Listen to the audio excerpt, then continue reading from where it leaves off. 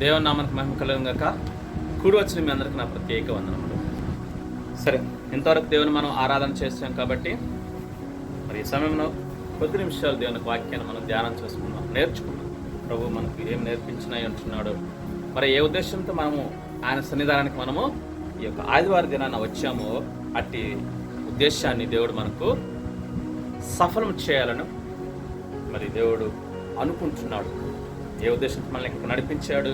దేవుని ఆరాధించడం ఒకటైతే మనము నేర్చుకోవాల్సిన విషయాలు అనేకం ఉన్నాయి కాబట్టి ఈ దినాన కొన్ని విషయాలు మనకు నేర్పడానికి ప్రభు ఏం చేస్తున్నాడు? సిద్ధంగా ఉన్నాడు. అవి మనం ఏం చేయాలా? నేర్చుకోవాలి. వింటున్నామంటే వింటున్నాము, వెళుతున్నామంటే వెళుతున్నాం, అట్లా కాకుండా విన్నది ప్రతి ఒక్కటి ఏం చేయాలా? నేర్చుకోవాలి. నేర్చుకోవడానికి దేవుడు మనకు మరి కాపర్లను, ప్రవక్తలను వీళ్ళందరిని ఇచ్చేది ఎందుకు? నేర్చుకోవాలి. నేర్చుకుని ఏం చేయాలా? ఆ ప్రకారంగా జీవించాలి. అంతేకాని వదిలివేయడం కోసం కాదు, విడిచిపెట్టడం కోసం కాదు, ఆచరణలో పెట్టాలి. అప్పుడే నీకు కానీ నాకు కానీ ఉపయోగం, తద్వారా అనేకులకు కూడా నీ వలన ఉపయోగం. అవునా కదా? చెప్పాలా? కాబట్టి గమనించండి, మరి ఈ దినాన దేవుడు మనతో ఏం మాట్లాడినట్టున్నారో ఒకసారి శ్రద్ధగా ఆలకించడం. మన మనసులో ఏం చేయాలా? ఉన్న చెత్తను తీసివేయండి. మీ హృదయంలో, మీ తలంపుల్లో, మీ మనసులో ఉన్న చెత్త అంతా ఏం చేయాలా? తీసివేయండి. తీసివేస్తే వాక్యంతో నింపబడాలా హృదయం. హృదయం ఎలా నింపబడింది? వాక్యముతో నింపబడింది. పౌలు చెప్పి మాట్లాడిన లక్ష్యం ఉంచింది. అవునా కదా? కాబట్టి మనం కూడా ఆ రీతిగా సిద్ధపడతాం. హృదయాన్ని సరి చేసుకుందాం, మన జీవితాన్ని సరి చేసుకొని ప్రభు ఏం చెప్తున్నాడు ఆ రీతిగా జీవితం. దయచేసి చూడండి, అపొస్తలుల కార్యములు 18వ అధ్యాయము 121 పేజీ నంబర్, కొత్త నిబంధన. అపొస్తలుల కార్యములు 18వ అధ్యాయం 1 నుంచి 4 వచ్చిన మనం చదువుకుందాం. చదవండి తీసిన వారు. 121 పేజీ నంబరు, అపొస్తలుల కార్యములు 18వ అధ్యాయము 1 నుంచి 4 వచనాలు. అటు తరువాత పౌలు ఏథెన్సు నుండి బయలుదేరి కొరింథునకు వచ్చి పొంతు వంశీయుడైన అకులా అను ఒక యూదుని, అతని భార్య అయిన ప్రిస్కిలాను కనుగొని వారి యొద్దకు వెళ్ళెను. యూదులందరూ రోమా విడిచి వెళ్ళిపోవాలనని క్లౌదియా చక్రవర్తి ఆజ్ఞాపించినందున వారు ఇటలీ నుండి క్రొత్తగా వచ్చిన వారు వృత్తికి డేరాలు కుట్టువారు. పౌలు అదే వృత్తి గలవాడు గనుక వారితో కాపురముండెను. వారు కలిసి పని చేయుచుండిరి. అతడు ప్రతి విశ్రాంతి దినమున సమాజ మందిరములో తర్కించుచు యూదులను, గ్రీసు దేశస్థులను ఒప్పించుచు నుండెను. చదవబడిన లేఖన భాగం ద్వారా దేవుడు మనల్ని బలపరిచి నడిపించును గాక. ఆమేన్. అపొస్తలుల కార్యము 18వ అధ్యాయం 1 నుంచి 4 వచ్చిన మనం ఏం చేశాము? చదివాము. చదివిన వాక్య భాగాన్ని శ్రద్ధగా విన్నారా? ఒకసారి గమనించారా అక్కడ ఏం జరిగిందో? గమనించాలి. ఒక వాక్య భాగం చదువుతున్నాము అంటే, వింటున్నాము అంటే ఏం చేయాలా? ఏం చదువుతున్నా, అక్కడ ఏం జరిగింది అనేది కానీ ఫస్ట్గా మనం అర్థం చేసుకోవాలి. ఎలాగా? అక్షరానుసారంగా అక్కడ జరిగిన సందర్భం ఏంటంటే ముందుగా మనం అర్థం చేసుకుంటే ఆ తర్వాత దేవుని వాక్యం అనేటువంటిది ఆత్మీయంగా మనకు లోతుగా అర్థమవుతుంది అనమాట. జరిగిన సందర్భం ఏంటి, ఆ సిచ్యువేషన్ ఏంటి, ఆ పరిస్థితి ఏంటి అనేది ముందు అర్థం చేసుకోవాలి. ఇక్కడ జరిగిన సిచ్యువేషన్ ఏంటి? పౌలు ఏథెన్స్ నుంచి ఎక్కడికి వచ్చాడు? కొరింథీ పట్టణానికి వచ్చాడు. అక్కడికి వచ్చినప్పుడు అక్కడ ఒక ఫ్యామిలీని చూశాడు. ఎవరా ఫ్యామిలీ? అకులా, ప్రిస్కిల్లా. అకులా అనే అతని ఇంటికి వెళ్ళాడు. ఆ ఇంట్లో మరి వారితో పాటు ఉన్నాడు. వారు ఏం చేసేవారంట? వృత్తికి డేరాలు కుట్టేవారు. పౌలు కూడా అదే పని చేసేవాడు. వృత్తి అంటే ఏంటి? వారి పని అనమాట. మీ డాడీ ఏం చేస్తాడు? టాపీ మేస్త్రి కదా, బేల్దార్ టాపీ మేస్త్రి. అదే పౌలు గారు ఏం చేసేవాడు? డేరాలు కుట్టేవాడు. వాస్తవానికి పౌలు గారు అతను చాలా సంపన్న కుటుంబంలో పుట్టిన వ్యక్తి. అయినప్పటికీ పని మాత్రం వదిలాడా? తన వృత్తిని వదిలాడా? వదలలేదు. ఎక్కడికి వెళ్ళినా కానీ తన పని చేస్తూనే ఉన్నాడు. కాబట్టి వారు కూడా అకుల ప్రిస్కిల్లా కూడా అదే పని చేస్తున్నారు. కాబట్టి వారితో కలిసి ఉంటున్నాడు.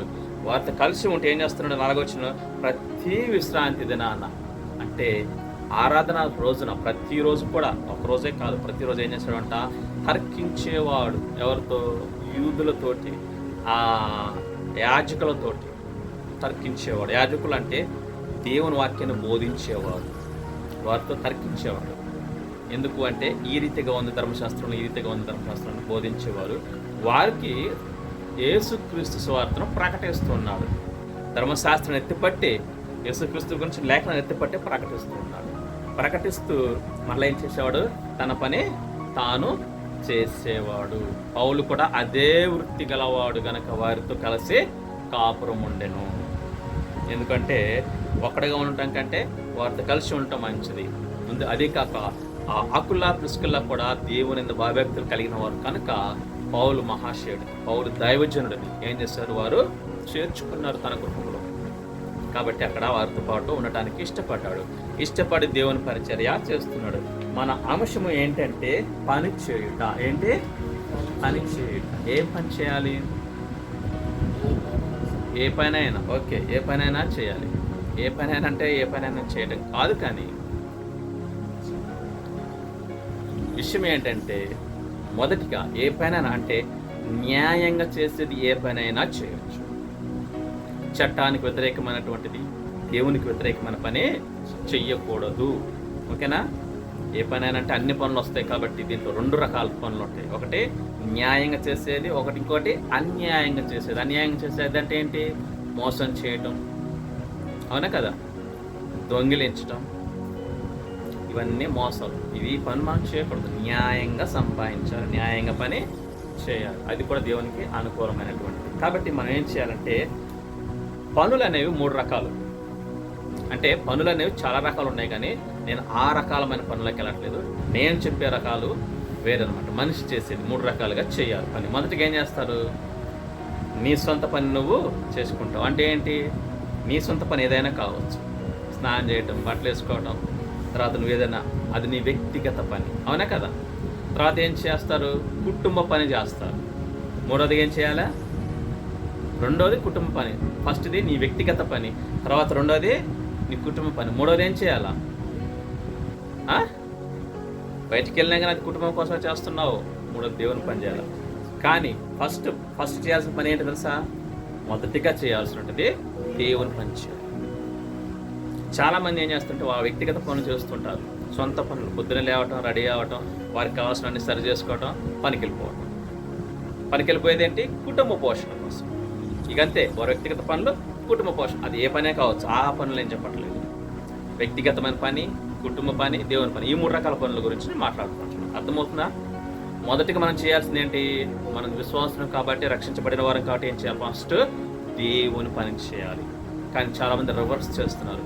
వారు సొంత పని చేసుకుంటున్నారు, వ్యక్తిగతమైన పనులు చేసుకుంటున్నారు. అంటే చేయొద్దని కాదు నా ఉద్దేశం, చెయ్యాలి. కుటుంబ పోషణ కూడా చేయాలి. అయితే దేవుని పని మొదటిగా చేయాలి. ఎందుకు? దేవుని ఆజ్ఞ. నేను తప్ప వేరొక దేవుడు నీకు ఉండకూడదు. పని విషయంలో కూడా అంతే. పని నువ్వు మొదటిగా పెట్టుకున్నావు అనుకో, దేవుని పక్కన పెట్టేసినట్టే, దేవునికి విలువ ఇచ్చినట్టు కాదు.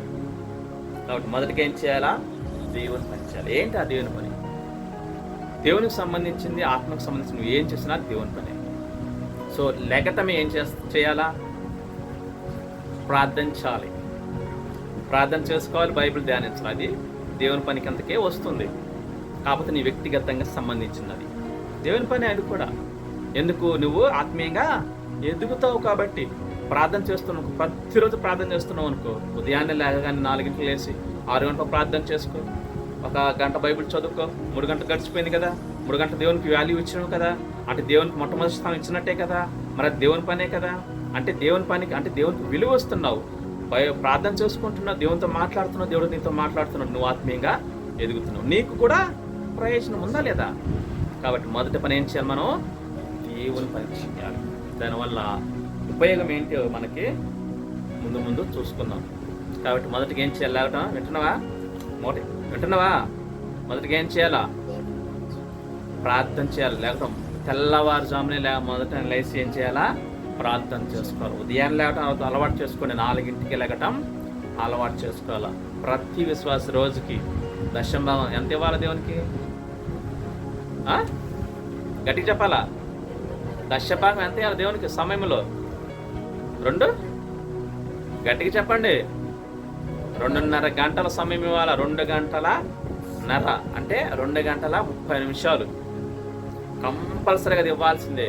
అయితే అంతేకాదు, అంతకంటే ఎక్కువ సమయం దేవునితో గడపాలి. అది ఎప్పుడు? మామూలు రోజుల్లోనే, ఉపవాసం ఉన్నప్పుడు కాదు సుమి. అయితే ఇలాంటి ప్రార్థనలు కూడా లెక్కలోకి రావు. 2.5 గంటలు ఏంటి? వ్యక్తిగతంగా గడపాలి దేవునితో ప్రతిరోజు, అవునా కదా? దశభాగం దేవుడు అడుగుతున్నాడు సమయంలో, కానుకల్లో కాదు సుమా. దేంట్లో? దశభాగంలో. ఈ సమయంలో దేవునికి దశభాగం ఇవ్వాలి. 2.5 గంటలు కంపల్సరీ ఇవ్వాలి, ప్రతిరోజు ఇవ్వాలి. మరి ఉపవాసం ఉన్నప్పుడు చాలా సమయం ఇవ్వాలి. అవసరమైతే 10 గంటలైనా గడపాలి దేవునితో. అది నీ ఓపిక. అప్పుడు దేవుడు నీతో మాట్లాడతాడు.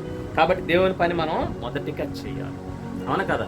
దేవునితో మాట్లాడి దేవునితో సమాధానం తీసుకొని మనం బయటకు వెళ్తే దేవుని కాపుదల మనతో ఉంటుంది. అది నువ్వు పనిలో ఉండొచ్చు, వ్యాపారంలో ఉండొచ్చు, ఉద్యోగంలో ఉండొచ్చు, స్కూల్లో ఉండొచ్చు, ప్రయాణంలో ఉండొచ్చు, ఎక్కడ ఉన్న దేవుడు ఏం చేస్తాడు? నిన్ను కాపాడుతాడు, తన దూత నీతో ఉంచుతాడు. ఎందుకు?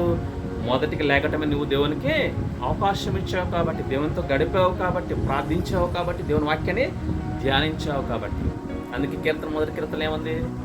దివారాత్మలు దేవుని ధర్మశాస్త్రం ధ్యానించు ఉండే వ్యక్తికి ఎలా ఉంటుందంట? నీటి కాలలో ఓరన నాటబడిన చెట్టు వలె ఆకు వాడక ఫలిస్తూ ఉంటాడు.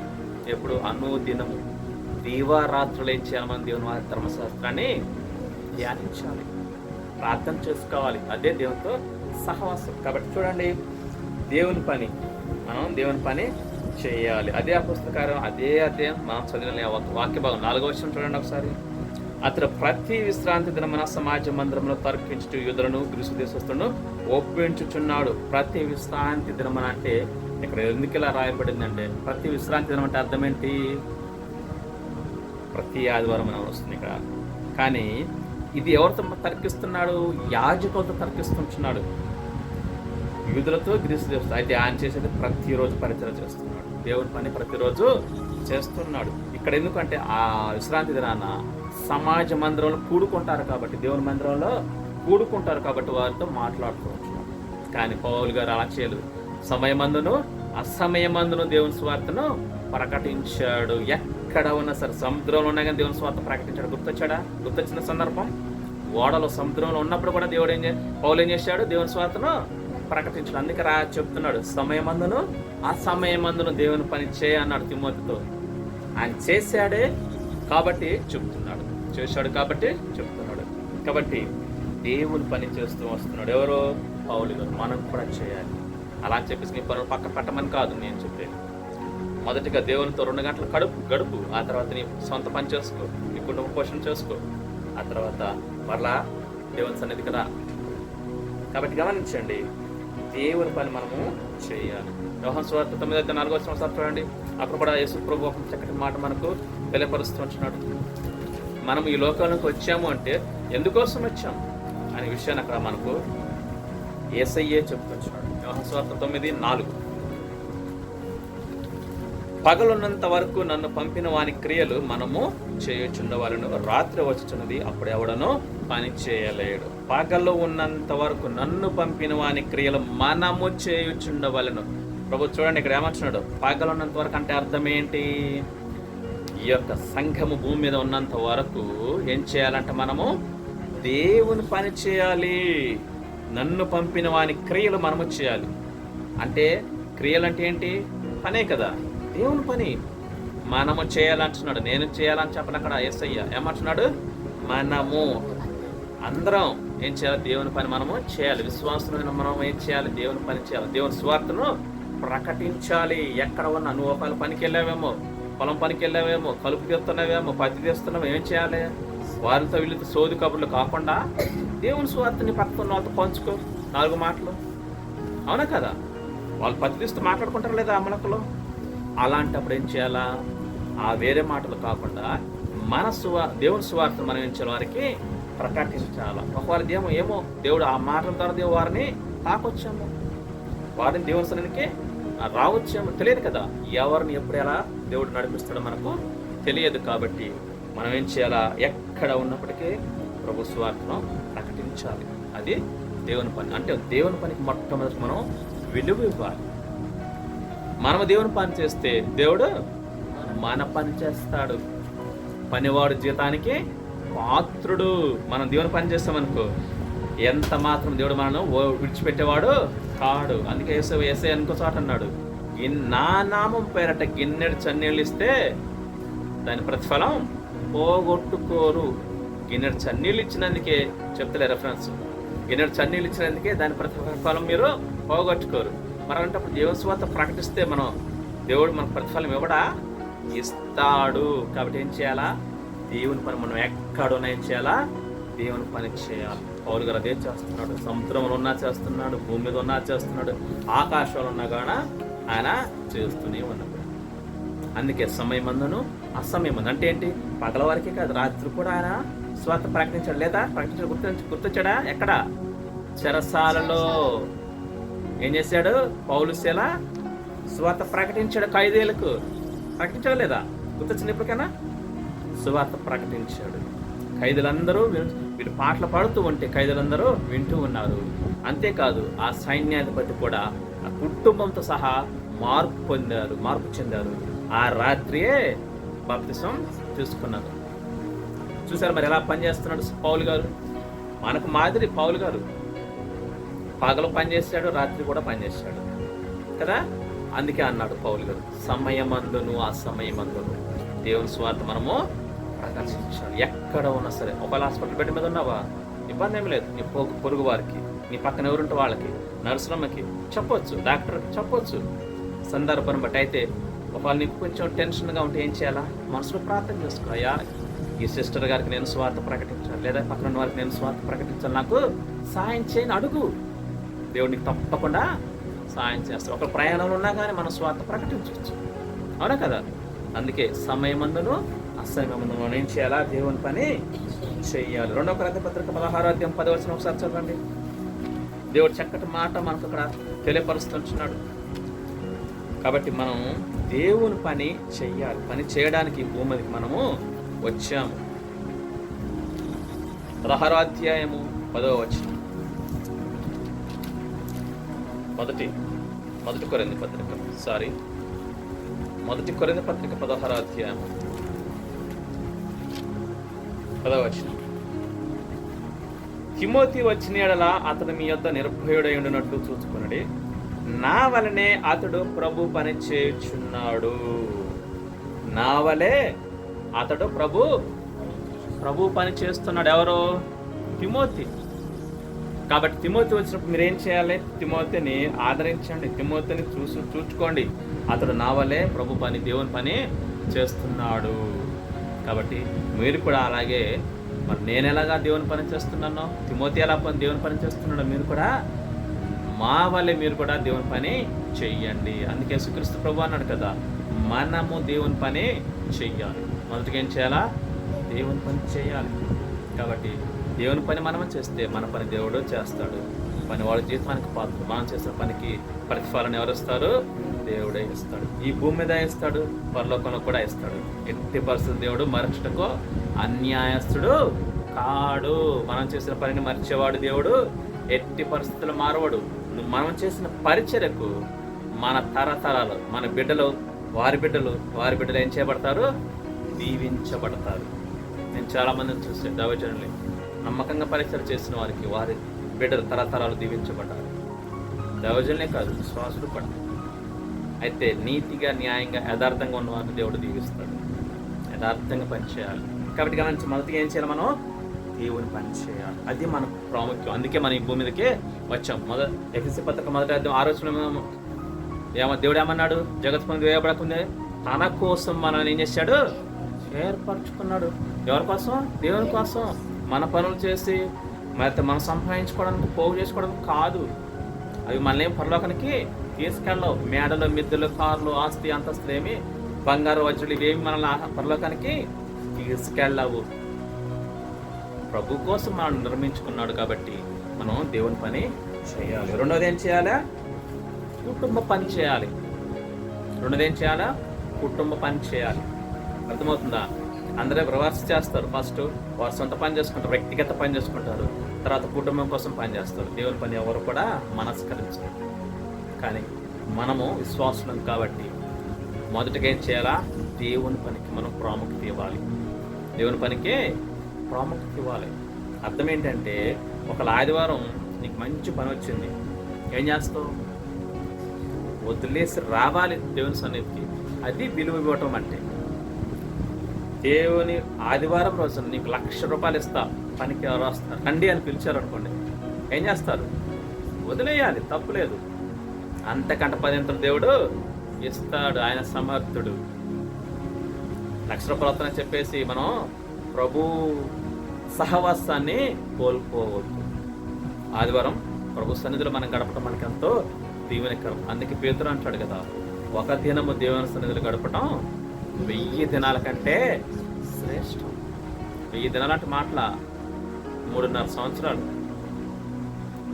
నీకు ఒకరోజు పాపవాది ఆశ చూపించవచ్చు, ఆదివారం పనికిరాయ్యా నీకు 1,00,000 రూపాయలు ఇస్తానంటే అటు వెళ్ళిపోవటం కాదు. ఒకవేళ ఆరాధన తర్వాత నీకు ఖాళీ ఉండకంటే ఎలా వస్తే తప్పలేదు. ఆరాధన అయిపోయిన తర్వాత నువ్వు పనికి వెళ్ళొచ్చు, తప్పలేదు. అలా అని చెప్పేసి దేవుని పని వదిలేసి వెళ్ళమని కాదంట. కాబట్టి గమనించండి, ఏం చేయాలా? మనము దేవుని పని చేయాలి. రెండవది కుటుంబ పని చేయాలి. కుటుంబ బాధ్యత ప్రతి వ్యక్తి బాధ్యత. కుటుంబ బాధ్యత ఏంటి? కుటుంబ పోషణ అనేది అన్నటువంటి ఏంటి? ప్రతి వ్యక్తి బాధ్యత. అమ్మ నాన్నలే చేస్తారని అనుకోవద్దు. కుటుంబ యజమాని చేయాలని చెప్పి అనుకోవద్దు. మన దేశంలో తప్ప ప్రపంచ దేశంలో మీరు గమనించండి, వయసు వచ్చిన పిల్లలు అంటే 14 సంవత్సరాల నుంచే పిల్లలు ఏం చేస్తారు తెలుసా? సొంతంగా పనులు చేరిపోతారు. 14 సంవత్సరాల వయసు నుంచే సొంతంగా బయటకు వెళ్ళిపోయి పనులు చేసుకుంటారు, సంపాదించుకుంటారు, వాళ్ళ ద్వారా సంపాదించుకుంటారు. కుటుంబం మీద ఆధారపడరు. వాళ్ళే కుటుంబానికి ఏం చేస్తారు? వాళ్ళు సంపాదించిన ఆ సంపద కుటుంబానికి ఇస్తారు. కుటుంబ పెద్దలు ఎవరు వాళ్ళకి ఇస్తారు. మన దేశంలో అది లేదు, ప్రపంచ దేశాల్లో అది ఉంది. కాబట్టి వాళ్ళంతగా డెవలప్ అవుతున్నారు ఫైనాన్షియల్గా. కారణం అదొక కారణం. కాబట్టి గమనించండి, కుటుంబ పోషణ మన ప్రతి ఒక్కరి బాధ్యత. ఇప్పుడు 4 ఉన్నారనుకోండి, రోజుకి ఒక్కొక్క మనిషి 300 సంపాదించుకుంటే కుటుంబానికి ఎంత వస్తాయి? రోజుకి 1200 వచ్చినట్టే లేవా? అదే తల్లిదండ్రులు ఇద్దరే కష్టపడితే 300 కూలి అనుకుందాం, వాళ్ళిద్దరు కలిపి 600 వస్తాయి. మరి ఆ 600 వాళ్ళ ఖర్చు, వాళ్ళ కుటుంబ పోషణ, మళ్ళీ మీ ఖర్చు అంటే పిల్లల ఖర్చులు, ఇవన్నీ ఏం సరిపోతాయి? సరిపోవు. కాబట్టి వయస్సు వచ్చిన వారు ఏం చేయాలా? ప్రతి ఒక్కరూ ఏదో ఒక పని సొంతంగా చేసుకోవాలి. చూడండి, పౌలు మనం చదువుకున్న వాక్య భాగంలోనే 18వ అధ్యాయంలో, ఆ పుస్తకం 18వ అధ్యాయంలో 3వ వచనం చూడండి. పౌలు కూడా అదే వృత్తి గలవాడు కనుక ఏం చేస్తున్నాడంట? వారితో కలిసి పని చేస్తూ ఉన్నాడు. ఇక్కడ పౌలు ఏమీ ఖాళీగా ఉండలేదు. దేవుని స్వార్థ ప్రకటిస్తున్నా అని చెప్పేసి పౌలే ఖాళీగా ఉండలేదు. దేవుని పని అనుకుంటా మరి పని చేయకుండా ఆయన ఉండలేదు.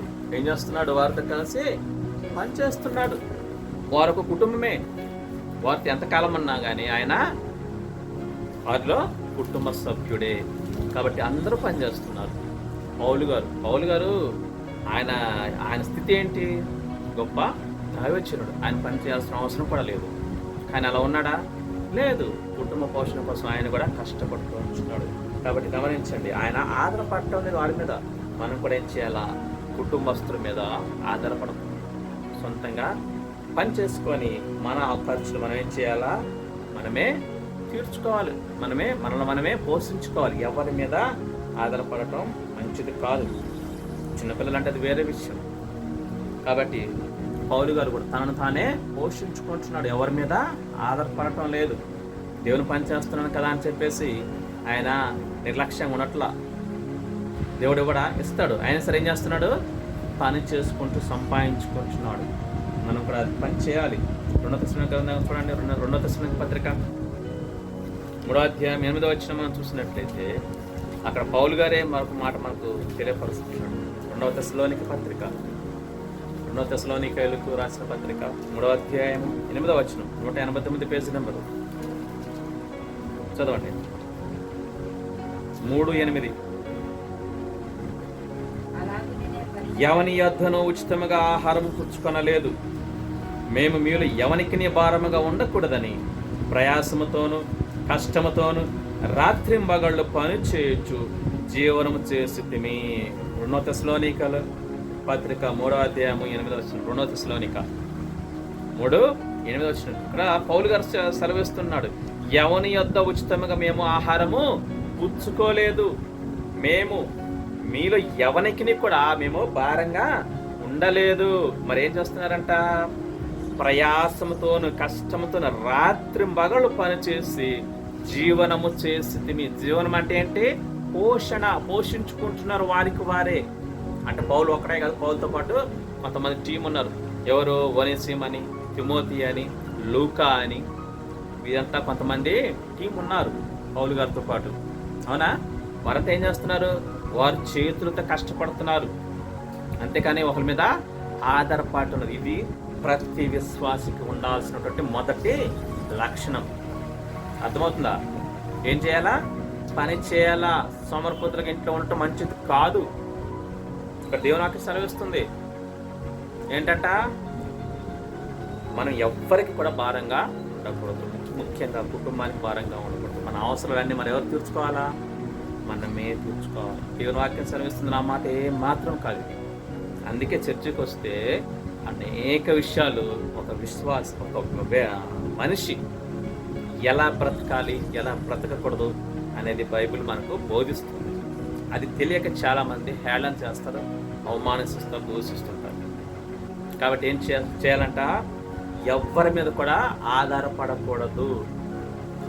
ప్రతి మనిషి ఏం చేయాలా? సొంతంగా పని చేసుకోవాలా. కాబట్టి ఇక్కడ ఏమంటున్నా? ఎవరిని యొద్ద కూడా మేము ఉచితంగా ఆహారం పుచ్చుకోలేదు. వాళ్ళు అనేక ప్రాంతాలు తిరుగుతున్నాడు పౌలు గారు. 3 సువార్త దండయాత్రలు చేశాడు, ఒకటి కాదు కానీ 3 సువార్త దండయాత్రలు. అంటే అర్థం ఏంటి?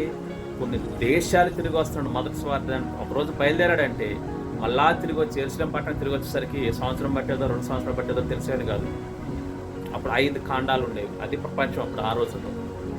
అలా చుట్టూ తిరిగి వచ్చాను అనేక దేశాలు, అనేక ప్రాంతాలు. ప్రతిరోజు కాలినడకనే, ఎక్కువ శాతం కాలినడకనే, లేకపోతే పడవల మీద, ఇట్లా అనేక రకాలుగా ప్రయాణం చేస్తూ దేవుని స్వార్థం ప్రకటిస్తూ ఎక్కడికి వెళ్ళినా ఏం చేసేవాడు? ఉచితంగా ఆహారాన్ని పుచ్చుకోలేదు. పని చేసి అక్కడ 1 నెల ఉన్నా 10 రోజులన్నా ఏం చేసేవాడంట? స్వార్థ ప్రకటించిన తర్వాత ఏదో ఒక పని చేసుకునేవాడు. చేసి ఆ డబ్బులతోటి వారు ఏం చేసేవారు? ఆహారాన్ని సిద్ధం చేసుకునేవారు. అది ఇక్కడ మాకు అదే విషయం ఇక్కడ పౌలు గారు చెప్తున్నాడు. కాబట్టి విశ్వాసపడిన మొదటి లక్షణం ఏంటి? సంపాదించుకోవాలి, పని చేసుకోవాలా. దేవుని సువార్త ఓకే, ఆ తదుపరి ఏం చేయాలా? సొంతంగా కష్టపడాలి కుటుంబ పోషణకు. సరే, కుటుంబ పోషణ పక్కన పెట్టి నిన్ను నువ్వైనా పోషించుకోవాలి కదా. నీ అవసరాలు ఎవరు తీరుస్తారు? నువ్వే తీర్చుకోవాలి. తల్లిదండ్రుల మీద ఊరికి ఆధారపడటం కరెక్ట్ కాదు. ఎదుగుతూ ఉన్నాం కాబట్టి వారికి భారం కాకూడదు. ఆ భారం ఏం చేయాలా? తగ్గించాలి. ఇంకా అందుకే పౌలు అంటున్నాడు, మేము ఎవనికి భారంగా ఉండలేదు. అవునే కదా? ఎవని యొద్ద ఆహారం ఉచితంగా పుచ్చుకోలేదు అంటున్నాడు. అంటే అర్థం ఏంటి? కొనుక్కున్నట్టే కదా. వారు కష్టపడి సంపాదించిన డబ్బులతో కొనుక్కున్నారు లేదా? ఆ రోజుల్లో హోటల్స్ ఉన్నాయి, కాకపోతే పూట కోళ్ళవా అని ఇల్లు అంటారు. రెస్టారెంట్ ఉన్నాయి ఆ రోజుల్లో, కాకపోతే పేరు మార్పు. అక్కడికి వెళ్ళి కొనుక్కునేవాడు, లేకపోతే విశ్వాసులు ప్రేమతో పెట్టేవాడు. అది వేరే విషయం. కాబట్టి గమనించండి, మనం ఏం చేయాలి? ప్రతి విశ్వాసి కష్టపడి పని చేయాలి. దేవుని పని ఉన్నప్పుడు దేవుని దగ్గరికి వెళ్ళాలి. ఆ తర్వాత ఖాళీగా ఉంటే పనికి వెళ్ళిపోవాలి. మనకు చేతనైన పని మనం చేసి సంపాదించుకోవాలి. ప్రతిదానికి తల్లిదండ్రుల మీద, కుటుంబస్తుల మీద, ఇతరుల మీద ఆధారపడటం మంచిది కాదు. ఓకేనా? దేవుని అడగండి, దేవా నేనేం పని చేయాలి? నాకు చూపించు. ఆ పని చేసే శక్తి నాకు దయచేయి. నేను వేరే అమ్మ నాన్న మీద ఆధారపడటం నాకు అవమానంగా ఉంటుంది. నువ్వు ప్రతిదాన్ని అడగాల కానీ లేదా? ప్రతిసారి అడగాలి కదా వాళ్ళని. వాళ్ళు ఇవ్వచ్చు, ఇవ్వకపోవచ్చు. కాబట్టి అది కరెక్ట్ కాదనమాట. ఏంటి వాక్యం మనకు నేర్పిస్తుంది, పని చేసుకొని సంపాదించుకో. నీకు వచ్చిన పని చెయ్యి, నీకు చేతనైనా పని చెయ్యి, ఎంత వచ్చినా పర్లేదు, దాని చక్కగా దాచుకో, అవసరంలో వాడుకో. అనవసర ఖర్చులు తగ్గించుకోవాలి, అనవసర ఖర్చు పెట్టొద్దు, అవసరమైన దానికి వాడుకోండి, భవిష్యత్తులో ఉన్నతంగా మీరు దీవించబడతారు. కాబట్టి గమనించండి, ఇక్కడ పౌలు చక్కటి మాట్లాడుతున్నారు, 3 విషయాలు తెలియపరుస్తున్నాడు.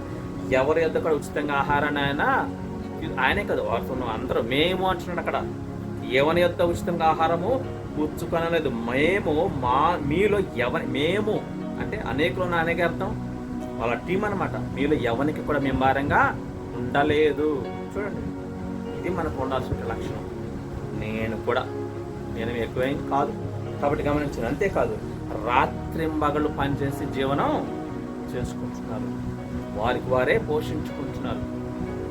దేవుని పని మొదటిది, ఆ తర్వాత ఎవరి పని వారు చేసుకోవటం రెండవది. ఇది అవసరం. అదే ఒక దేవుని పని చేస్తూ మనం పోతూ ఉంటే, ఇంట్లో ఉండి ఏ పని చేయకుండా దానికి పెద్దవాళ్ళని అడిగే మనకు ఏమంటారు, ఎవడతాడు నీకు పొద్దాక దేవుని పని అనుకుంటూ వెళ్ళిపోతున్నావు అంటే అప్పుడు ఎవరికి అవమానం? దేవునికి అవమానం, మనకు కాదు. వాళ్ళు ఏమంటారు, దేవుని పని అనుకుంటూ ఊరికి ప్రార్థన కూడా తిరుగుతున్నావు, ఎవడెత్తాడు? మాకు కష్టంగా ఉంది, నువ్వు అడిగినల్లో ఇవ్వాలంటే మా వల్ల కావట్లేదు, పని చేసుకో అంటారు. ఆ దేవుడు మీకు ఇవ్వలేడా, ఆ దేవుడు మేము పోషించలేడా అంటే అప్పుడు ఎవరినంత అన్నట్టు అర్థం. కాబట్టి మేము మన వాళ్ళని దేవునికి అవమానం రాకూడదు. ప్రార్థన ఉన్నప్పుడు ప్రార్థనకి వెళ్ళండి, ఖాళీగా ఉన్నప్పుడు ఏం చేయాలా? పని చేసుకోవాలి, మనకు చేతనైన పని మనం చేసుకోవాలి. అది భారమైన పని కాదు, కానీ మనకు తెలిసిన పని, చేతనైన పని ఏం చేయాలా? చేసుకోవాలి. అది పద్ధతి. కాబట్టి పౌలు గారు అది ఏమంటున్నాడు, మేము ఉచితంగా ఆహారం పుచ్చుకోలేదు, మేము కష్టపడ్డాం, రాత్రి మగళ్ళు కష్టపడి మా జీవనాన్ని మేమే సంపాదించుకుంటున్నాం. మీలో ఎవరికి కూడా మేము భారంగా ఉండటం లేదు. కాబట్టి మనం కూడా ఎవరికి భారంగా ఉండకూడదు. మన అవసరాలు మనం ఏం చేయాలా? మనమే తీర్చుకోవాలి. ఒకవేళ రోజుకు పని 100 రూపాయలు వచ్చినాయి రోజుకి, పర్లేదు, దాచుకోండి. రోజుకు 100 రూపాయలు ఖర్చు పెడతారా? ఖర్చు పెట్టరు కదా. అలాగే అమ్మ నాన్న భోజనం పెడతారు, ఆ 100 రూపాయలు తీసుకొని ఏం చేయాలి? దాచుకోండి, మీకు అవసరం ఉన్నప్పుడు వాడుకోండి. డబ్బులు ఉన్నాయి కదా అని చెప్పేసి ఖర్చు పెట్టడం మంచిది కాదు. డబ్బులు అని చెప్పేసి కొనుక్కోవడం మంచిది కాదు. తినుబండారాలు తగ్గించుకోవాలి ఖర్చు కదా. కాబట్టి గమనించండి. అదే కొరింథీ పత్రిక చూడండి, దశలోని పత్రిక చూడండి, అదే 3వ అధ్యాయం 9వ వచనం చూడండి.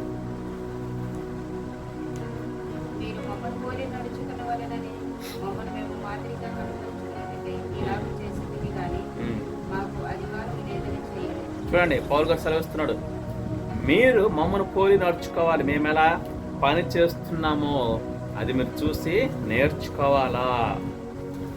మాకు మీ పైన అధికారం ఉందా లేదా? పౌలు గారికి సంఘాలు కట్టింది ఎవరు? అధిక సంఘాలు పౌలు గారికి కడుతున్నాడు. మరి అలాంటప్పుడు ఆయన సొంత సంఘాల మీద ఆయనకు అధికారం ఉండదా? తన పిల్లల మీద ఆయనకు అధికారం ఉండదా? ఉంటుంది. ఆయన కానీ ఏం చేస్తున్నాడు?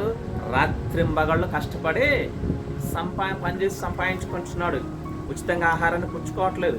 మాకు మీ పైన అధికారం ఉన్నప్పటికీ కానీ మేము అలాగా చేయటం లేదు, మా అధికారాన్ని మేము దుర్వినియోగం చేయటం లేదు.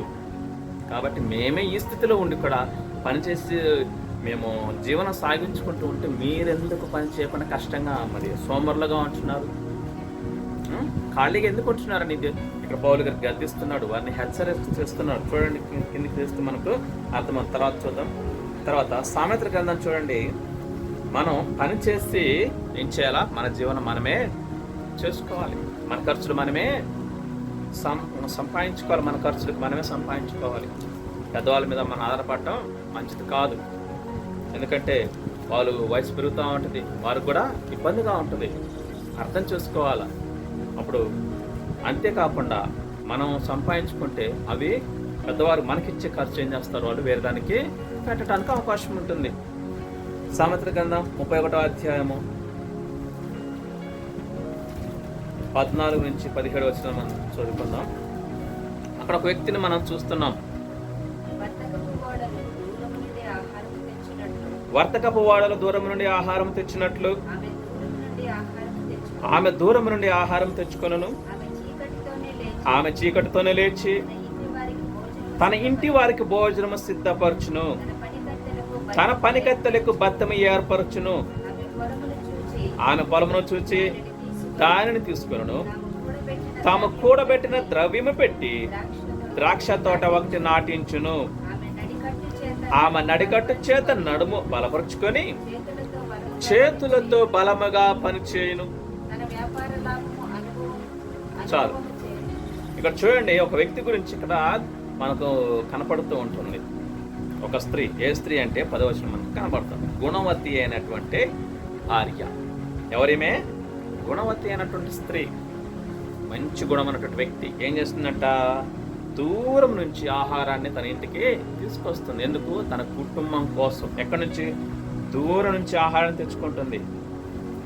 తన భర్త తేవచ్చుగా, ఆమె ఎందుకు తేవాలా అనుకుంది. అలాగా కుటుంబ యజమాని ఉన్నాడు కదా భర్త, ఆయన తీసుకొస్తాడులే, నాకెందుకు అనుకుందా? లేదు, దూరం నుంచి ఆహారం తెచ్చుకో అంటే అర్థం ఏంటి? పనికి వెళుతుంది అని అర్థం. అవును కదా? పనికి వెళ్ళి ఏం చేస్తుందంట? కుటుంబం కోసం ఆహారాన్ని తెచ్చుకుంటుంది. అంతేకాదు, చీకటితోనే లేస్తుంది. సోమరిపోతలాగా 7ంటికి 8 గంటలకి లేవట్లేదు. కానీ ఏం చేస్తున్నామే? చీకటితోనే లేస్తుంది. చీకటితోనే లేచి తన ఇంటి వారందరి కోసం భోజనాన్ని సిద్ధం చేస్తుంది. అంతేకాదు, తన పనికత్తెలకు అంటే అర్థం ఏంటి? ఆమె సంపన్నురాలా కాదా? తన చేతి కింద పనికత్తెలు ఉన్నారంటే అర్థం ఏంటి? సంపన్నురాలనే కదా అర్థం. అయినా సరే ఆమె ఏం చేస్తుంది? పని చేస్తుంది. ఆమె పని చేయకపోయినా కానీ అడిగేవాడు లేడు. కానీ అలా ఉంటుందా? ఉండట్లేదు. ఏం చేస్తుంది? తన పనికత్తెలకు, తన కింద పని చేసే వారికి భత్యము ఏర్పరుస్తుంది. అంటే అర్థంటే వాళ్ళకి జీతం ఇస్తుందని అర్థం.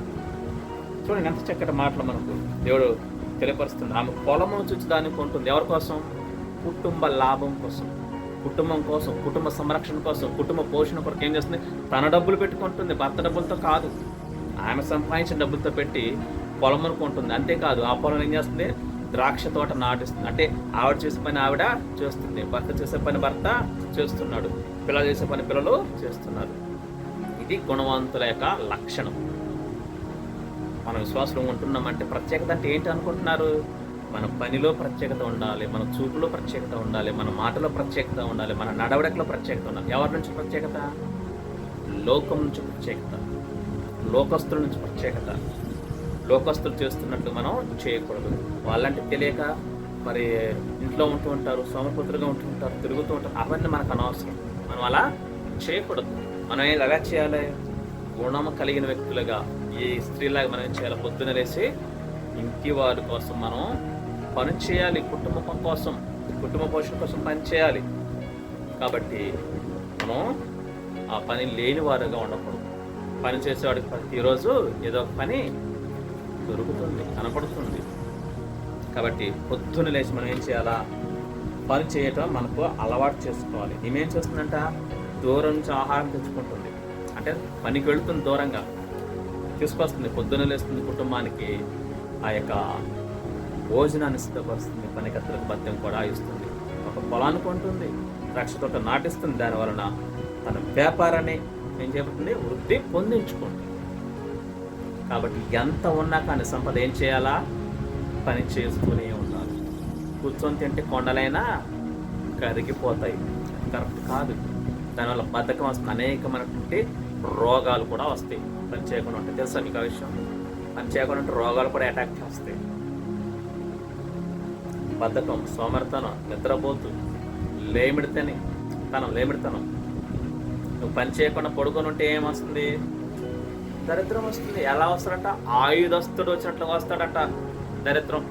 చాలా జాగ్రత్త. పని అనేది మనం చేయాలి. కాబట్టి మన కుటుంబం కోసం కూడా మన వంతు సహకారం మనం అందించాలి. ఇప్పుడు ఒకరి మీదనే ఆధారపడకూడదు, వాళ్ళ మీదనే వదిలేయకూడదు.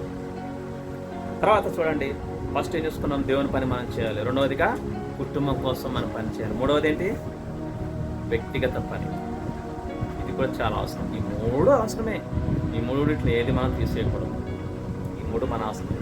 ఇవి చేస్తే సమాజం నీకు మంచి గుర్తింపు ఉంటుంది, దేవునిలో కూడా నీకు మంచి గుర్తింపు ఉంటుంది, అనేకులు నీ దగ్గరకు రావడం అనేది జరుగుతూ ఉంటుంది. చూడండి, తర్వాతగా మన సొంత పని, వ్యక్తిగత పని. 2వ దశలోనికి పత్రిక 3వ అధ్యాయం చూడండి ఒకసారి.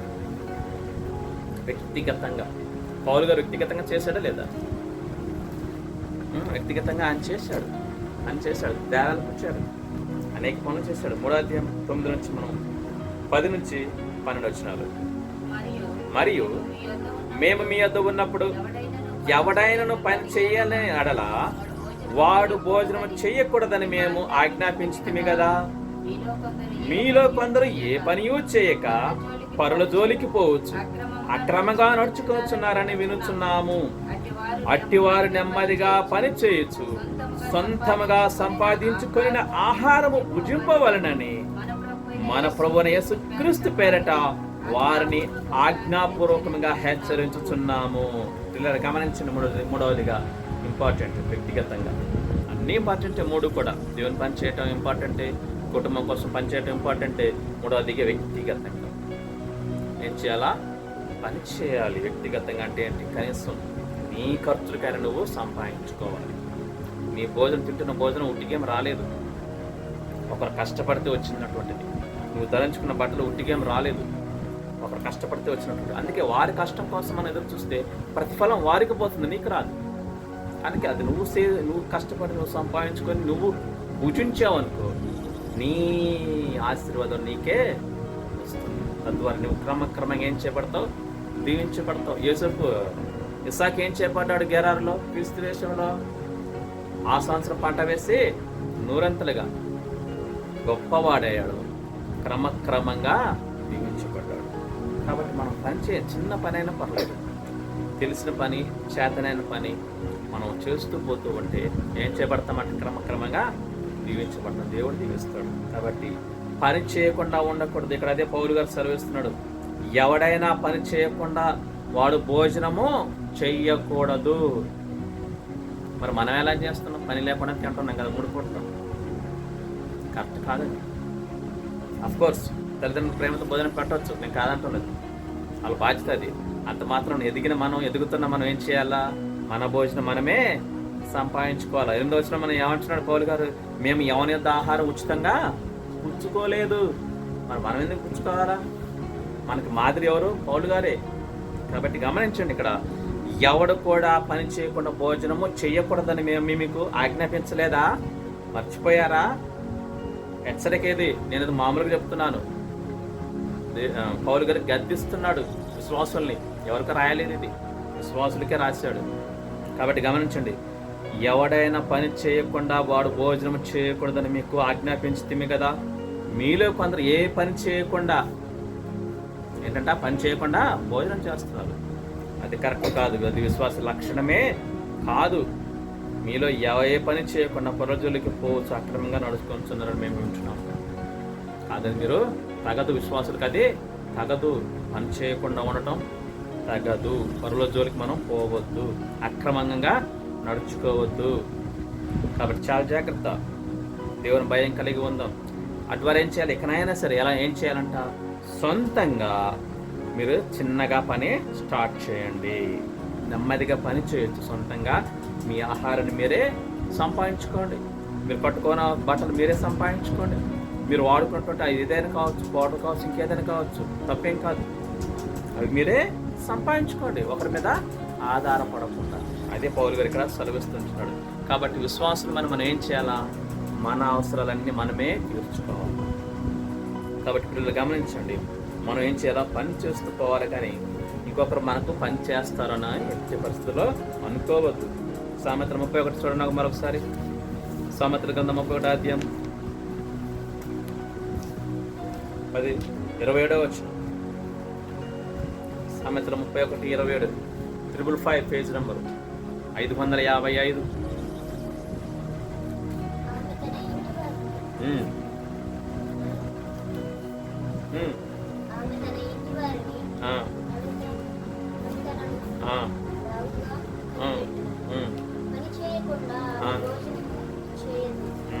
చూడండి, ఆమె తన ఇంటి వారందరి నడతలను బాగుగా కనిపెట్టును. అంతేకాదంట, ఆమె ఏం చేస్తుంది? పని చేయకుండా ఆమె భోజనము చేయదు. ఎవరేమే ఇందాక అనుకున్నాం, గుణవతి అయినటువంటి వ్యక్తి, గుణవతి అయిన స్త్రీ, గుణవతి అయిన భార్య, గుణవతి అయిన తల్లి, గుణవతి అయిన అక్క, గుణవతి అయిన చెల్లి, గుణవతి అయిన కోడలు, గుణవతి అయిన అత్తగారు. అంటే ప్రతి ఒక్కరిలో ఇలాంటి మంచి గుణం ఉండాలి. ఆమె ఏమేం చేస్తుంది, ఇంటి వారందరూ నడతను బాగుగా కనపడుతుందంటే అర్థం ఏంటి, తన పిల్లలు ఎలా ఉంటున్నారు, బయటికి వెళ్తే ఎలా జీవిస్తున్నారు, ఎలా మాట్లాడుతున్నారు, ఏం చేస్తున్నారు అని కూడా ఇంట్లో ఉండి ఆమె కనిపెడుతుంటుంది. ఆ గ్రహింపు ఉండాలి. ఇంటివారు ఎలాంటి వాళ్ళు, వాళ్ళ వ్యక్తిత్వం ఏంటి, వాళ్ళ ఉద్దేశాలు ఏంటి అని కనిపెట్టి ఎవరైతే ఆ రీతిగా తమ కుటుంబాన్ని నడిపిస్తారో ఆ కుటుంబం అద్భుతంగా ఉంటుంది. ఉన్నతమైన స్థితికి ఆ కుటుంబం వస్తుంది. వేస్ట్ ఖర్చులు పెట్టరు, వృధాగా తిరగరు, అవునా కదా. కాబట్టి జ్ఞానం కావాలి, గుణం కావాలి. అలాంటి గుణవతి అనప్ప ఈ స్త్రీ ఏం చేస్తుందంట, పని చేయకుండా వ్యక్తిగతంగా ఇందాక ఏమేం చేసింది, కుటుంబ పరంగా కుటుంబం కోసం దూరం నుంచి ఆహారం తెచ్చిందా లేదా, కుటుంబం కోసం పొలం కొన్నదా లేదా, కుటుంబం కోసం ద్రాక్ష నాటించి తోట వేసి వ్యాపారం చేసి సంపాదించిందా లేదా. కానీ ఇక్కడ పని చేయకుండా భోజనము చెయ్యదంట. పౌలు కూడా అదే చెప్తున్నాడు, మేము ఎవరితో ఉచితంగా ఆహారం పుచ్చుకోలేదు. వ్యక్తిగతంగా మనం కూడా ఏం చేయాలా, పని చేసి మన అవసరమైన ప్రతిదీ, అది ఆహారం కావచ్చు, వస్తువులు కావచ్చు, ఏదైనా కావచ్చు, మనది మనమే సంపాదించుకోవాలి. 17 వచనం చూడండి, అదే అధ్యాయం. ఆమె నడికట్టు చేత నడుము బలపరుచుకొని చేతులతో బలముగా పనిచేయాలి. 17 వచనం అదే అధ్యాయం. ఆమె నడుము కట్టుకొని చేతులతో బలముగా పనిచేయాలి. మనకున్న బలాన్ని, శక్తిని ఏం చేయాలా, పని చేయాలి. దాచుకుంటే ఉపయోగం ఏమి లేదు. ఆ బలం వల్ల ఏమొస్తుంది తెలుస్తా, కొవ్వు పెరిగింది. ఆ కొవ్వు వల్ల ఏమైంది, అనారోగ్య సమస్యలు వస్తాయి, ఊబకాయం వస్తుంది. కాబట్టి ఉన్న బలాన్ని పనిలో వాడండి, దాచుకోవద్దు, సోమరులుగా ఉండొద్దు, నిద్రపోతులుగా ఉండకూడదు, సమయాన్ని వృధాగా పోనివ్వద్దు. కాబట్టి గమనించండి. మళ్ళా అదే అధ్యాయం 13 వచనం చూడండి. ఇందాక మనం చూసుకున్నాం కదా, ఆమె గొర్రెబొచ్చును అవిసెనారను వెదకును తన చేతులారా వాటితో పనిచేయదు. ఇంత చేతులతో బలంగా పనిచేస్తుంది, తన బలానంతా ఉపయోగించి పనిచేస్తుంది. అంతేకాదు చేతులారా పని అంటే అర్థం ఏంటి, చెయ్యగలిగినంత పని ఆమె చేస్తుంది. మనం కూడా అలా చేయాలి. ఇంకొక చోట అయితే ఆసక్తితో పని చేయాలని ఉంటుంది. డిఫరెన్స్ నాకు గుర్తులేదు, కానీ ఆసక్తితో పని చెయ్యాలి. కొంతమంది అయితే పనే దేవుడుగా భావించి పని చేస్తారు. అలాంటి వాళ్ళు ప్రపంచంలో గొప్ప వ్యక్తులయ్యారు. బిల్గేట్స్ తెలుసా మీకు? బిల్గేట్స్ అని పేరు ఎప్పుడైనా విన్నారా? ప్రపంచంలో అత్యంత ధనవంతుడు. రోజుకి ఎన్ని గంటలు పని చేస్తారో తెలుసా? 18 గంటలు పని చేస్తాడు రోజుకి. ఎన్ని గంటలు? 18 గంటలు. మరి రోజుకి ఎన్ని గంటలు? 24 గంటలు. అంటే 6 గంటలు మాత్రమే ఆయన విశ్రాంతి తీసుకుంటాడు. 18 గంటలు పని చేస్తాడు. ఇంకా కొంతమంది అయితే, ఒక వ్యక్తి నాకు పేరు గుర్తులేదు కానీ ఐఏఎస్ కోసం ప్రిపేర్ అవ్వడానికి దేనికో 22 గంటలు చదివాడంట. ఎన్ని గంటలు? 22 గంటలు. అంటే అర్థం ఏంటి, జస్ట్ 2 గంటలే ఏం చేశాడు, విశ్రాంతి తీసుకున్నాడా? లేదు, విశ్రాంతి తీసుకోలేదు. తినడానికి, బాత్రూమ్కి, స్నానం చేయడానికి ఉపయోగించుకున్నాడు. మహా అయితే 1 గంటే పడుకుని ఉండొచ్చు. 22 గంటలు పని చేస్తాం. మరి మనం ఎన్ని గంటలు పని చేస్తున్నాం రోజుకి? కాబట్టి బుద్ధి తెచ్చుకుందాం. ఇకనైనా పని చేయాలి, మారదాం. మనం మారడం కోసమే దేవుడు ఇక్కడ మనతో మాట్లాడుతూ ఉంటున్నాడు. నెహెమ్యా గ్రంథం చూడండి. నెహెమ్యా ఎవరు తెలుసా? అధికారి. నెహెమ్యా గ్రంథం చూడండి. ఇంతకుముందు నెహెమ్యా గురించి మనం కూడా ధ్యానం చేస్తాం. అయితే ఉపవాసం గురించి ధ్యానం చేస్తాం. ఇప్పుడు పని కోసం ధ్యానం చేస్తున్నాం. నెహెమ్యా గ్రంథం 5వ అధ్యాయం 404 పేజీ నెంబరు. నెహెమ్యా గ్రంథం 5వ అధ్యాయం 16వ వచనం. ఇదియుగాక నేను ఈ గోడ పని చేయగా నా పనివారు ఆ పని చేయొచ్చు వచ్చింది. తీసారా? 404 పేజీ నెంబరు 404. 5వ అధ్యాయం 16వ వచనం. ఇదియుగాక నేను ఈ గోడ పని చేయగా నా పనివారును ఆ పని చేయొచ్చు వచ్చారు. నెహెమ్యా ఎవరు? ఒక అధికారి. అధికారి ఏం చేస్తాడు? చేస్తాడు అధికారి పని చేస్తాడా? చూసారా ఏ అధికారం పని చేయడం? చూసారు ఎప్పుడైనా? కానీ అధికారి ఏం చేస్తాడు? చేయండి, అవసరమైతే వాళ్ళ మీద సూపర్వైజర్ని నియమించి ఏం చేస్తాడు? చేపిస్తాడు. ఆయన దర్జాగా కూర్చుంటాడు. కానీ నెహెమ్యా అలా ఉన్నాడా? మరి ఈయన ఎవరు? విశ్వాసి, దేవుని నమ్ముకున్న వ్యక్తి. ఏం చేస్తున్నాడంట? ఆయన పని చేస్తూ ఉన్నాడు. ఆయన పని చేయటం చూసి ఆయన పని వారు కూడా చేస్తున్నారు. అంటే మనం పని చేస్తే మన తోటి వారు మన కుటుంబస్తులు ఏం చేస్తారు, వాళ్ళు కూడా ఒళ్ళు వంచుతారు. నీ కుటుంబస్తులే. నువ్వు పని చేయాలి మొదటిగా. నువ్వే సమర్పతిగా ఎల్లవేళ ఇంట్లో ఉంటే నీ పక్కన ఉన్న కూడా అంతే తయారవుతుంది కదా. అలా ఉండకూడదు. ఇక్కడ ఈ నెహెమ్యా గారు అధికారి అయినప్పటికీ ఏం చేస్తున్నాడు, పని చేస్తున్నాడు. తర్వాత 2వ దినవృత్తాంతం చూడండి, ఇంకొక వ్యక్తిని చూపిస్తాను. 2వ దినవృత్తాంతముల గ్రంథం 8వ అధ్యాయం 9వ వచనం.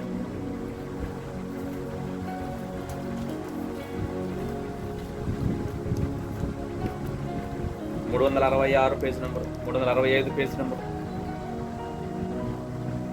8వ అధ్యాయము 9వ వచనం. 366 పేజ్ నెంబర్, 8వ అధ్యాయము 9వ వచనం.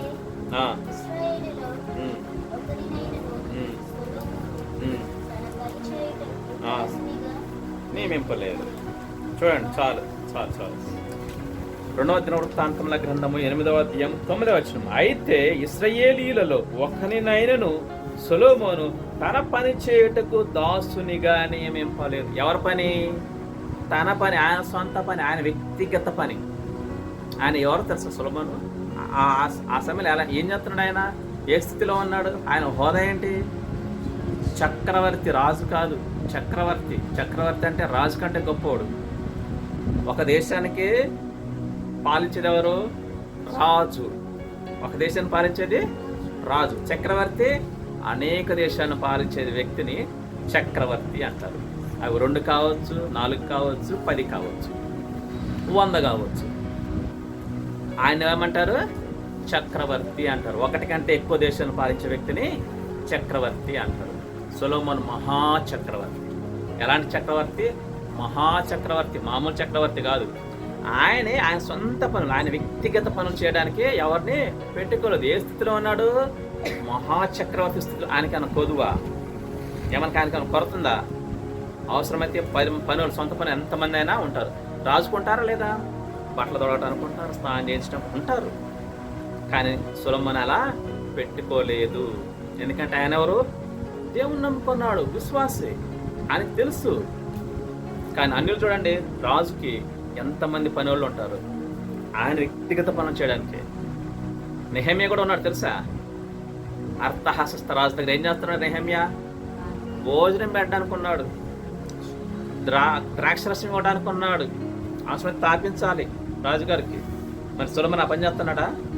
చేయటం లేదు. ఆయన పని ఆయనే చూసుకుంటున్నాడు. ఎంతమందినైనా పని వాళ్ళని పెట్టుకోవచ్చు, మహాచక్రవర్తి. కానీ పెట్టుకున్నాడా? పెట్టుకోలేదు. దేవుని భయం ఆయనలో ఉంది. మనం కూడా ఏం చేయాలి? మన సొంత పనులు మనమే చేసుకోవాలి. ఒకరితో చేయించుకోకూడదు, ఒకరితో చెప్పించుకోకూడదు. మన పని మనమే చేయాలి. ఒకరి మీద ఆధారపడకూడదు. ఏమనుకుంటారు తెలుసా? అట్లా ఆధారపడితే ఎంత సోమరిపోతు, ఎంత పొగరు, ఎంత గర్వం, ఎంత అహంకారం వీడికి, నాతో చేయించుకుంటున్నాడు అనుకుంటారు. మన పని మనమే చేయాలి. ఎక్కడ ఉన్నా సరే మనం ప్రత్యేకంగా ఉండాలంటే పనుల విషయంలో చాలా జాగ్రత్త. మన పనులు మనమే చేసుకోవాలి. అయితే దేవుడు కూడా అదే అంటున్నాడు. మరి సొలొమోను అంతటి మహారాజు ఆయన సొంత పనులు ఆయన చేసుకున్నప్పుడు మనం ఎంత? మనకైనా కనీసం చిన్న పని ఉందా? మనకేమన్నా? ఏం లేదు, ఖాళీగానే ఉంటున్నాం కదా. కాబట్టి మన పని మనమే ఒక నువ్వు ఉద్యోగం చేసినా సరే నీ పని నువ్వే చేసుకోవాలి. ఒకరికి మన పనులు ఒకరికి అప్పగించకూడదు. అది మన బాధ్యత. మన పనులు మనమే చేయాలి. చేసే వ్యక్తి కూడా ఏమనుకుంటాడు తెలుసా? మనసులో అనేక రకాలుగా తిట్టుకుంటాడు, దూషించుకుంటాడు. అవి ఎవరు వింటారు? దేవుడు పెంచాడు. చాలా జాగ్రత్త. నీ గురించి ఒక వ్యక్తి తిడుతున్నాడు అనుకుంటున్నాడంటే అవన్నీ అందుకే అంటాడు మలాకి గ్రంథంలో. దేవుడు ఏమంటాడు తెలుసా? నీ కూలి నువ్వు ఇవ్వకుండా బిగబట్టావు అనుకో, ఆ కూలి నాకు మొర పెడుతుంది అంటారు. కూలి మొరపెట్టిందా? మొరపెట్టింది. దేవుడు చెప్తున్నాడు జాగ్రత్త. దేవుడు అంటున్నాడు, చూపిస్తా మీకు మలాకి గ్రంథంలో. మీరు కూలి ఇవ్వకుండా అలా ఆపేస్తే, ఒక్కరోజు ఆపినా సరే ఆ కూలి నాకు మొర పెడుతుంది, దాన్ని బట్టి నేను మీకు తీర్పు తీరుస్తానని భయం పెడుతున్నాడు దేవుడు. చాలా జాగ్రత్త. మరి అంటప్పుడు నువ్వు గట్టిగా ఎదుటి వ్యక్తి పని చేయించుకుంటే దేవుడు ఊరుకుంటాడా? నీ పని నువ్వే చేయాలి.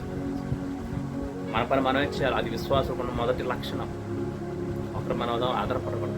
మన తిన్న గిన్నె మనమే కడుక్కోవాలి. మనం తాగిన టీ గ్లాస్ మనం ఇక్కడ ఇంట్లోనే కాదు, చర్చిలోనే కాదు, ఎక్కడికి వెళ్ళినా సరే, నువ్వు ఒంటరికి 10 మందిలో నీకు తెలియని వారికి ఆ దగ్గరికి వెళ్ళినా సరే, నీకు పనిచేసేవారు వచ్చినా ఉన్నప్పటికీ సరే ఏం చేయాలా? నువ్వే చేయాలి.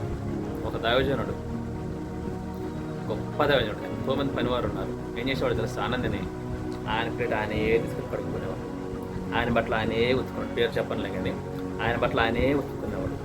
ఎక్కడికి వెళ్ళి మీటింగ్కి వెళ్ళినా కానీ ఏ పనివాళ్ళు లేరా ఆయన చుట్టూ? ఉన్నారు, వస్తారు, ముందుకు వస్తారు. అయ్యా అయ్యా ఓనయ్యా అంటే వద్దు, నా పని మీరు ఎట్టి పరిస్థితులు చేయొద్దు, దేవుడు నన్ను లెక్క అడుగుతాడు.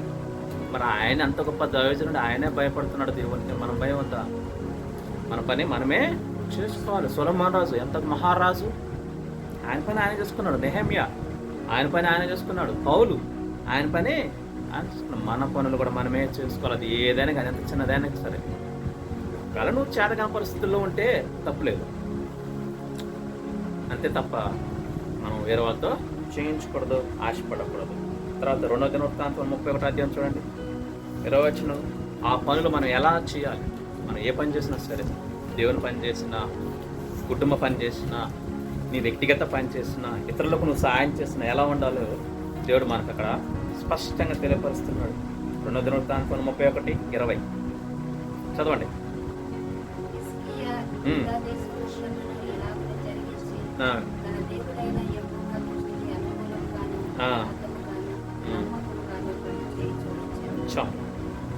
ఈయనెవరు? ఈయన కూడా రాజే, హిజ్కియా రాజు గారు, దేవుని భయభక్తులు కలిగిన వ్యక్తి.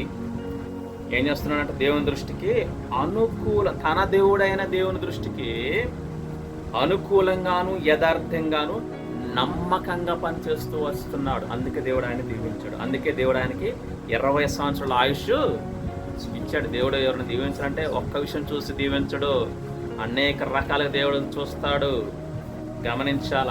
మన ప్రవర్తన ఏంటన్నది చూస్తాడు, మన నమ్మకత్వం ఏంటన్నది చూస్తాడు, మన యథార్థత ఏంటన్నది చూస్తాడు, మనం దేవునికి ఇచ్చే వాల్యూ ఏంటన్నది చూస్తాడు. ఇవన్నిటిని బట్టి మనకు ఆశీర్వాదాలు రావటం జరుగుతుంది. చాలామందికి ఆశీర్వాదాలు దీవెన ఆత్మీయంగా ఎందుకు రావు అంటే చాలామందికి తెలియక ప్రతి ఆదివారం చర్చికి వెళ్తారు, ప్రతి కోడికి హాజరవుతారు, కానీ మార్చుకోవాల్సినవి మార్చుకోరు, వదిలిపెట్టవలసినవి వదిలిపెట్టరు, నమ్మకత్వం ఉండదు, యథార్థత ఉండదు. అవునే కదా? ఒక పని అప్పచెప్పినప్పుడు దాన్ని ఏం చేయాలా? నమ్మకంగా చేయాలి, యథార్థంగా చేయాలి. తేడా ఏంటో తెలుసా రెండింటికి? నమ్మకంగా చేయటం అంటే ఏంటి? నమ్మకంగా చేయటమే అంటారా? విశ్వాసం. నమ్మకత్వము అంటే నేను నమ్మి నీకు ఒక 1000 రూపాయలు ఇచ్చాను, కొన్ని సరుకులు తీసుకురమని చెప్పాను, ఆ సరుకులు వాస్తవానికి ఎంత అవుతాయి? 400 అవుతాయి. నీ నమ్మకత్వం ఏంటో నాకు అర్థమవుతుంది. అక్కడ నీకెంత ఇచ్చాను? 1000 రూపాయలు ఇచ్చాను, వాస్తవానికి ఎంత అయితే? 400 పెట్టి కొంటావు, మిగతా 600 ఏం చేయాలి? నువ్వు ఇవ్వాలి. కానీ కొంతమంది ఇస్తారా? అదే నమ్మకం. యథార్థత కూడా అక్కడే ఉంటుంది. అక్కడ యథార్థత ఏంటంటే చెప్తాను. అదే 400లో ఎంత అవుతుంది? బిల్లు 400 అవుతుంది, కానీ ఎగస్ట్రా వేస్తుంది. బిల్లు ఏంటి? 400 సరుకులు అవుతాయి, వాళ్ళు ఏం చేస్తారు? 600 అయినాయని చెప్పేసి 600 బిల్లు రాయించుకొచ్చేసి, ఇదిగోండి అయ్య గారు 600 బిల్లు అయిందని చెప్పేసి, మిగతా ఎంత అవుతాయి? 600 పోతే ఎంత అవుతాయి? 400. ఆ 400 ఇచ్చేస్తారు. ఇదేంటి? 600 బిల్లు చూపించారు, 400 రిటర్న్ ఇచ్చారు. అంటే అర్థం ఏంటి? అంటే ఇక్కడ మోసం జరిగిందా లేదా? యథార్థత ఉందా వాళ్ళకి? లేదు. అర్థమైంది ఇప్పుడు నమ్మకత్వానికి యథార్థతకి? నమ్మకత్వం ఏంటంటే ఎంత అయిందో అంటే నమ్మకంగా తెచ్చి చేయటం, చెప్పిన పని కరెక్ట్గా చేయటం. యథార్థత అంటే ఏంటి? ఎంత ఖర్చు అయింది అక్కడ ఉన్నది ఉన్నట్లుగా చెప్పటం, దాచుకోవటం కాదు. అట్లా మన సాహసం ఎక్కువగా ఉంటుంది, ఇలాంటి పరీక్షలు ఎక్కువ జరుగుతాయి. ఒకసారి అప్పుడు పాస్టర్ గారు 10 రూపాయలు అయింది ఒక వస్తువు తీసుకురమ్మని చెప్పేసి 100 రూపాయలు ఇచ్చాడు ఒక వ్యక్తికి. ఇస్తే ఆయన ఏం చేశాడు? 20 రూపాయలు అయింది అని చెప్పేసి 80 రూపాయలు ఇచ్చాడు. ఇక లైఫ్లో ఆయనకి పని చెప్పలే. ఎవరు? అబ్రహం పాస్టర్ గారు. చాలా రోషం గల వ్యక్తి. మన లైఫ్లో పని చెప్పలేక అసలు ఆయన పట్టించుకోలేదు. ఎందుకంటే పోగొట్టుకున్నాడు, నమ్మకత్వాన్ని పోగొట్టుకున్నాడు, యథార్థను పోగొట్టుకున్నాడు. అదే అన్నమాట. పనిచేసే విషయంలో కూడా నమ్మకత్వం ఉండాలి, యథార్థత ఉండాలి. చేసే పని దేవునికి అనుకూలంగా ఉండాలి, దేవునికి ఇష్టమైనటువంటి పని మనం చేయాలి. అంతే తప్ప చేస్తున్నాం కదా అని చెప్పేసి ఎలా పడితే అలా చేయటం కూడా కరెక్ట్ కాదు. ఒక తెలియకపోతే అడగచ్చు, తప్పులేదు. అయ్యా ఎలా చేయాలి, ఒకలా పని కోసం తెలియలేదు అడుగు, తప్పులేదు. సరే చూడండి, వాక్య బలం కొద్దాం. ఇంకొకటి రిఫరెన్స్ చూసుకుందాం, ముగిచ్చేస్తాను, చివరికి వచ్చేస్తాను. 2 తిమోతి 4:5 వచ్చిన 2 తిమోతి పత్రిక 4వ అధ్యాయము 5వ వచ్చిన 2 తిమోతి 4వ అధ్యాయం 5వ వచ్చిన చదవండి.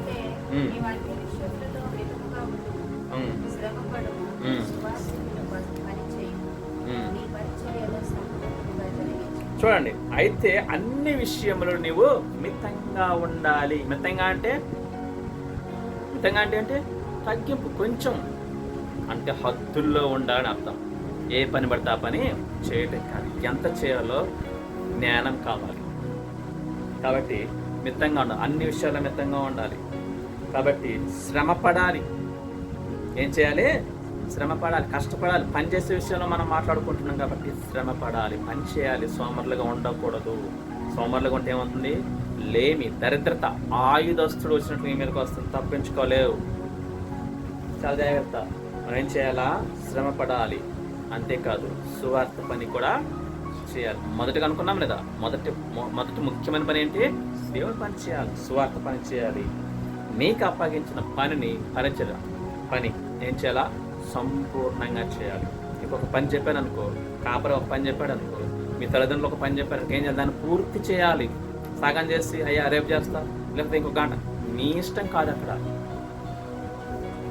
ఏంటది? నీ ఇష్టం కాదు. చెప్పిన పని చెప్పినట్లు చేయటం నీ వంతు. అది లోబడటం అంటారు. అదే నమ్మకత్వం, అదే యథార్థత. అంతే తప్ప నీ ఇష్టాన్ని నెరవేర్చొద్దు. అక్కడ ఏ పని చెప్తాడో దైవజనుడు లేకపోతే నీ కుటుంబస్తులు అదేం చేయాలా? నమ్మకంగా, యథార్థంగా, సంపూర్ణంగా చేయాలి. పూర్తి చేసి చెప్పాలి, పూర్తి చేసి ఆ పని అప్పగించాలి. అయ్యా అయిపోయింది పని, ఇంకేమన్నా ఉందా? ఇది క్రమము, విశ్వాస యొక్క క్రమము. బయట వాళ్ళకి మనకు ఇదే ప్రత్యేకత. కాబట్టి గమనించండి, పరిచర్య మనం సంపూర్తిగా చేయాలి, శ్రమ పడాలి. నీ శ్రమకు తగ్గట్టుకు దేవుడు ఏం చేస్తాడు? ప్రతిఫలాన్ని ఇస్తాడు. చూడండి చివరిగా ఇంకోవచ్చు మత్తయి సువార్త. మరి ఇన్ని చెప్తున్నాం కదా, మనకి మాదిరి ఎవరండి ఈ లోకంలో? మనకు మాదిరి ఎవరు? మనం ఎవరిని చూసి నడుచుకోవాలి? మనుషులు చూసా? ఆ దేవుడు ఏం చెప్తున్నాడు చూడండి ఒకసారి. 20వ అధ్యాయం, మత్తయి సువార్త 20వ అధ్యాయం 28వ వచనం. మత్తయి సువార్త 20:28 చదవాలి తీసినప్పుడు.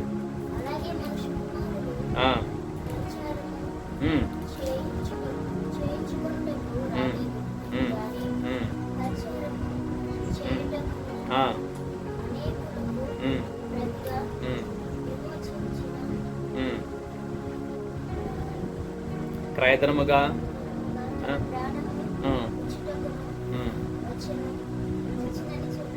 చూడండి, మత్తయి సువార్త 20వ అధ్యాయము 28వ వచనం.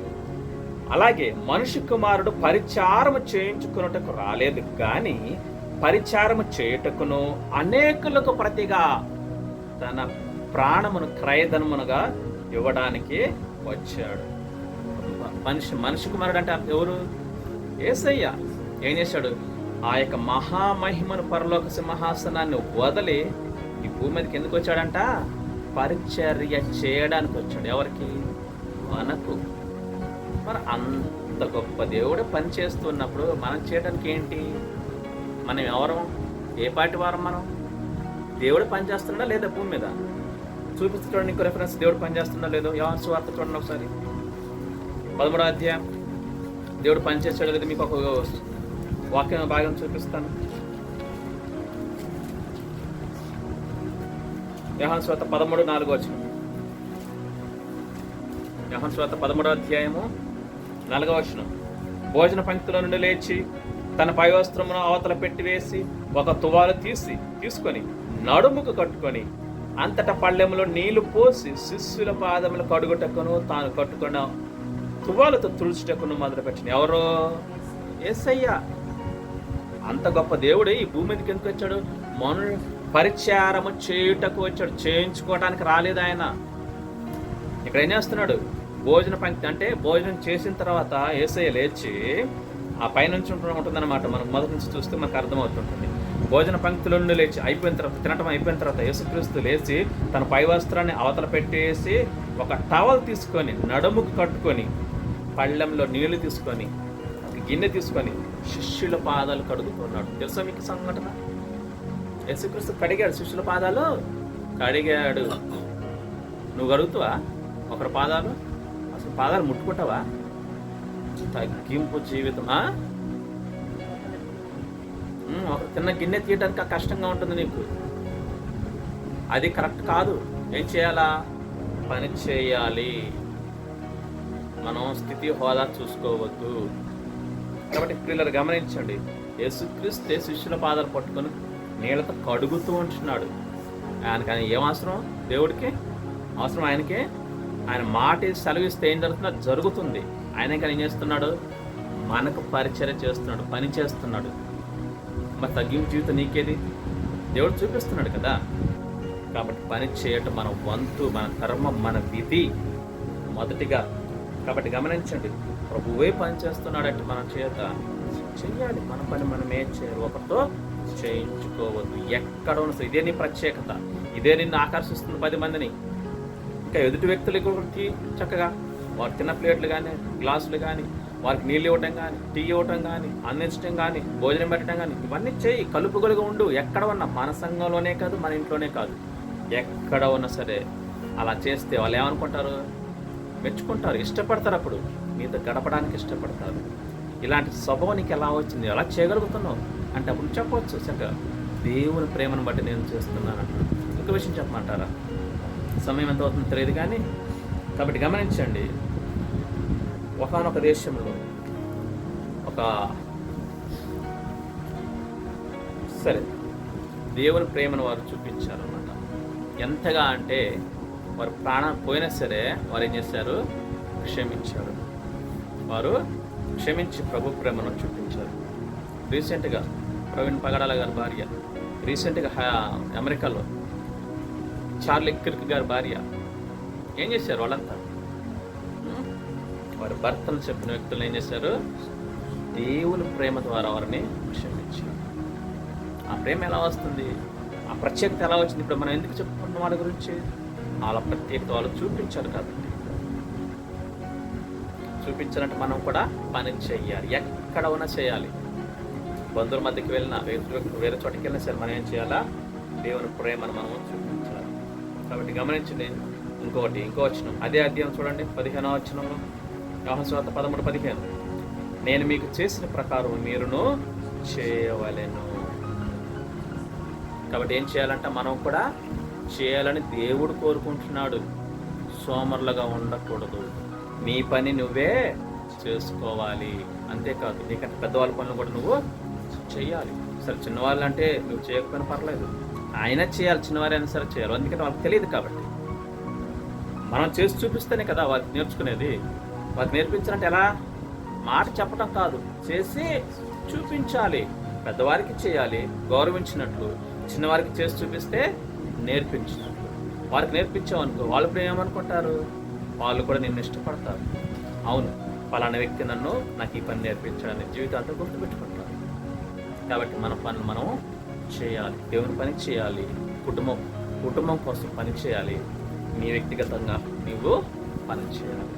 పని చెయ్యని వాడు సోమరిపోడు. చాలా జాగ్రత్త. ఆ రీతిగా మనం ఉండకూడదు. అందుకే యేసయ్య అంత గొప్ప దేవుడే ఈ లోకానికి ఎలా వచ్చాడంటే, మనిషి కుమారుడు పరిచారం చేయించుకున్నట్టుకు రాలేదు, కానీ పరిచర్య చేయటానికి అనేకులకు ప్రతిగా క్రయధనముగా తన ప్రాణమును ఇవ్వడానికి వచ్చాడు అనేకుల కొరకు. కాబట్టి ఆయన వచ్చాడు, పనిచేశాడు. 3.5 సంవత్సరాలు దేవుని పని చేశాడు. మళ్ళీ 12వ ఏట నుంచి 30 సంవత్సరాల వరకు 18 సంవత్సరాలు ఏం చేశాడు? తల్లిదండ్రులకు, కుటుంబానికి ఎలా ఉన్నాడో సహాయంగా ఉన్నాడు. వడ్రంగా పనిచేశాడు, కార్పెంటర్ పనిచేశాడు. యేసయ్య తెలుసా మీకు? కుటుంబాన్ని పోషించాడు. వాళ్ళ నాన్నగారు ఎవరు? యోసేపు గారితో కలిసి వడ్లవాని పనిచేశాడు దేవుడు. తండ్రికి సహకారంగా ఉన్నాడు, కుటుంబానికి సహకారంగా ఉండి అందరినీ వీళ్ళిద్దరే ఏం చేశారు? పోషించారు. యేసయ్య ఖాళీగా ఉండలేదు భూమి మీద. 3.5 సంవత్సరాలు దేవుని స్వార్థ చేశాడు అనుకుంటున్నారేమో. 12 సంవత్సరాలు వచ్చిన కాడ నుంచి దేవుడు ఏం చేశాడు? పని చేయటం మొదలుపెట్టాడు. కాబట్టి అందుకే ఇతర దేశాల్లో కూడా నేను ఫస్టే చెప్పాను, పిల్లలు ఏం చేస్తారు? 14 సంవత్సరాలు వచ్చి అంటే ఏం చేస్తారు? బయటికి వెళ్ళిపోయి సొంతంగా పని చేసుకుంటారు. యేసయ్య 12 ఏట నుంచి పని చేశాడు కుటుంబ పోషణ కొరకు. వడ్రంగి పని తెలుసుగా, వడ్రంగి పని, కార్పెంటర్ పని చేశాడు. తండ్రికి చేదోడుగా ఉంటూ చేసిన పని తల్లిదండ్రులకు ఇస్తూ వారికి లోబడి జీవించాడు యేసయ్య. ఎదురు చెప్పల ఏనాడు.